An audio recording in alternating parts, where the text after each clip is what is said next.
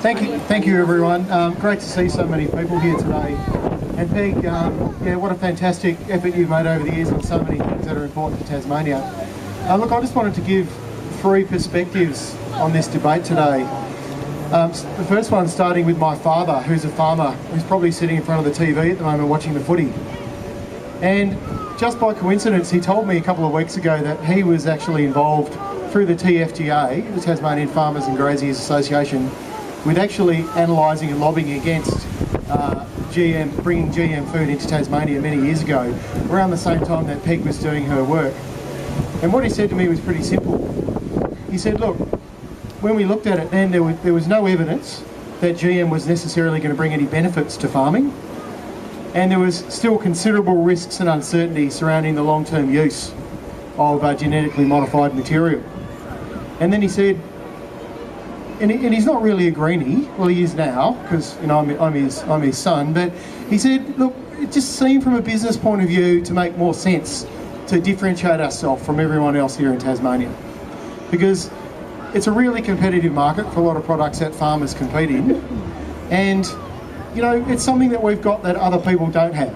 Well, and it's certainly looking that way now when we look at the other states across Australia that have dropped the moratorium and have allowed genetically modified material in. And I think not much has changed. The evidence really still supports the fact, in fact there's more evidence now that it doesn't bring the benefits to crop levels and yields that we suspected. Given climate change concerns and the need for diversity in seed banks, it's actually increasing the risks, long-term risks to agriculture.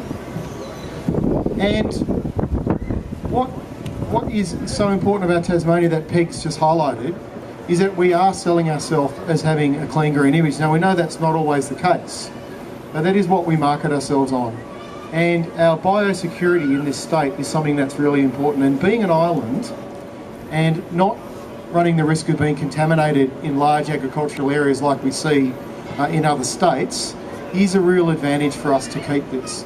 So while there is significant problems with GM material, even if there wasn't, it would still make sense for Tasmania to keep the moratorium in place and trade on our image, because we know that, for example, organic markets, and I'm pleased that Tony Shearer is here today, an old hippie from California who moved to Tasmania and has brought a lot of his knowledge with him, is doing fantastic work in organic markets. It is the fastest growing agricultural segment anywhere in the world at the moment, especially in Australia.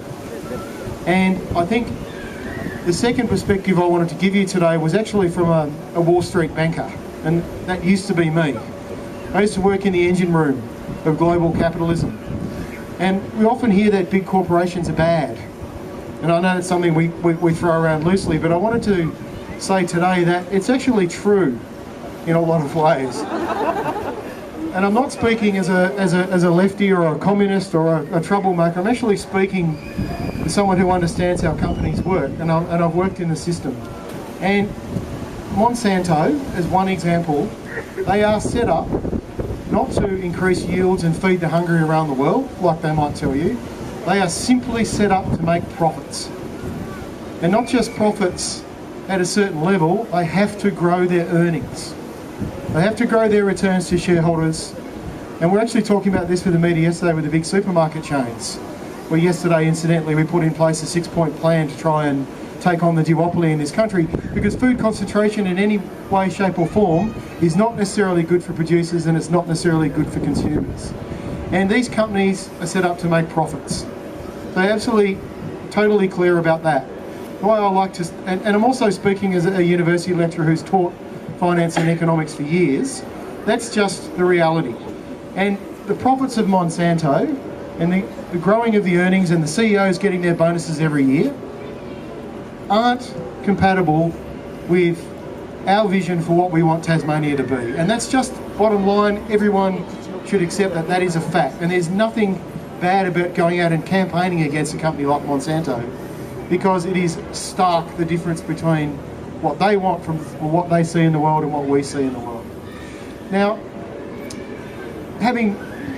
Rudolf Steiner said the world or society really comes down to 3 spheres of influence. There's business, there's government, and there's civil society. I've been lucky enough to have now, if you see them as planets circling each other, I've been lucky enough now to have lived on each planet. I've had my some time in civil society, and now I'm in government. And I've seen the impact that corporations have on government. The lobbying, the constant wearing out of the corridors, threatening to advertise against them in election campaigns, donating to their coffers. This is called, we call it the special interest effect in economics, and it is very real. So the only way that we're going to win this type of campaign, as Peg very well highlighted, is for civil society, people, NGOs, unions, the people who want to have a voice. They have to focus on that planet that is government. Because I can tell you what, the corporations do a really good job of it. They have people paid specifically to do this 24 hours a day to make sure that their voice is heard. And I just wanted to make it very clear to finish off here today that the Greens federally and at state level totally oppose lifting the moratorium in Tasmania. We want to see nationwide a moratorium put on all genetically modified material being used in agriculture, so we'd like to see it reversed. We want to see full powers for state, territory and local governments to declare their jurisdictions GE free. We want to see that legislated. We want to see legal protection for GE free farmers. That has to be legislated because we know of examples where organic farmers have already lost their status because of contamination, and that the liability should be borne by the proponents who develop and commercialise GE technology such as Monsanto. Now, all around the world, they are indemnified against this particular issue. We also support mandatory labelling of all foods produced using gene technology and all foodstuffs from animals that have been fed by GE feed. So we need better labelling laws. We need information to inform consumers, and that is also the way we'll win. Now, Peg also highlighted the trade negotiations going on at the moment, and that's probably the single most important thing we need to focus on. The Trans-Pacific Partnership negotiations, probably the biggest trade negotiation this country's ever been in. Thinking back to that planet that Monsanto lives on, how are they going to grow their earnings each year? They're going to grow their earnings by making sure there's no barriers to them making profits in places like Tasmania. And that means lobbying economic development departments and lobbying the government. Now that is going on right at the moment. If you want to get further involved in this campaign, then please pay attention to what's going on in those trade agreements, because that is your chance as well to say no to big corporations that want to push us around. And you'll get a lot more information in the next round coming up in Chile very shortly. There's been 3 or 4 of them now, and it's decision makers at government level that are now looking at this and will make the policies that will impact our future. Thank you.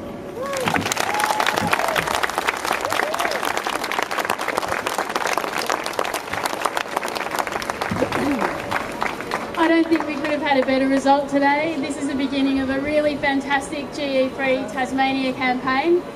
We've got the petition on the table, and if we've run out of copies, can everyone get a phone or a piece of paper out and write down this email address, or ask your friends to text it to you?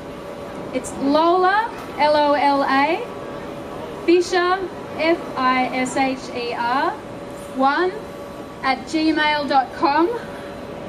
Send me your emails. We're going to get this petition going and keep advocating for Tasmanians and a GE-free state. And just remember, every little thing you do, you tell one person who doesn't know about this, and they'll tell someone else. Peg and Peter, you were absolutely tremendous. Thank you so much for coming today.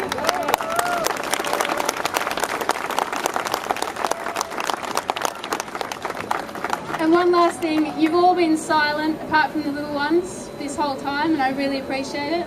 But if you could just take a moment to reflect on all the people that died, Agent Orange, DDTs, lead poisoning, and in the future GE.